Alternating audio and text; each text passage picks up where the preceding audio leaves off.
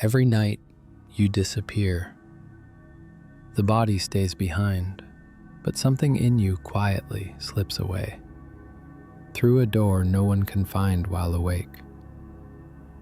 You call it sleep, but what if it's more like travel? Because sometimes, when you dream, it doesn't feel imagined. It feels remembered, as if you've returned to a place you've been before, in another version of reality. There are nights you wake frozen, eyes open, body still. Something stands in the dark beside your bed. Your mind screams, but your voice won't answer. They call it sleep paralysis. But what if it's the moment your soul returns and the body hasn't caught up yet? A glitch between worlds. Proof that you travel farther than dreams. When the world fades and your breath slows, your awareness crosses a line no machine can track. It drifts through layers of unseen space, from the physical into the field that builds it.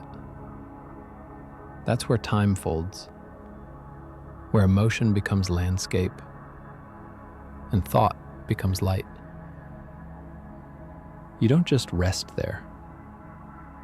You reconnect to the source that keeps all realities humming. We think of dreams as stories, but what if they're transmissions, messages from parallel versions of you, sent across the quantum fabric of consciousness?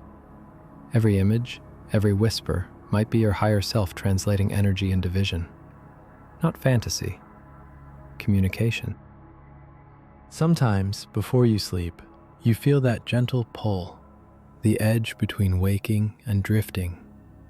That's the threshold, the point where two dimensions overlap, the physical and the unseen.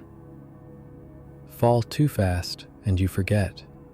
Stay too aware and you glimpse the passage itself, the tunnel, the hum, the vibration that carries you inward.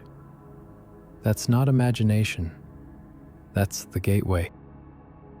Inside, reality bends, walls breathe, time folds like silk in the wind. You fly, speak to the dead, relive lifetimes, or walk worlds that shouldn't exist. Science calls it dreaming. Ancient mystics called it the astral sea, a dimension layered within this one, where consciousness moves faster than light, and thought creates instantly. Maybe both are true. Maybe science is only now naming what the ancients already knew. In lucid dreams, the code bends. You realize, I'm dreaming. And the universe listens. You raise your hand, and the sky shifts color. You speak, and mountains echo your thought. That's not fantasy. It's creation in pure form. Consciousness, unfiltered. Maybe that's the real you, the version that remembers how to shape reality by intention alone. And maybe dreams aren't the illusion. Maybe waking life is. A slowed down simulation built from belief and repetition. While you sleep, you remember what it feels like to be limitless, to travel through frequency instead of footsteps. That's why we wake up missing something we can't describe, a feeling of having touched the infinite, then forgetting the language it spoke. So tonight, when you close your eyes, don't think of it as rest. Think of it as return.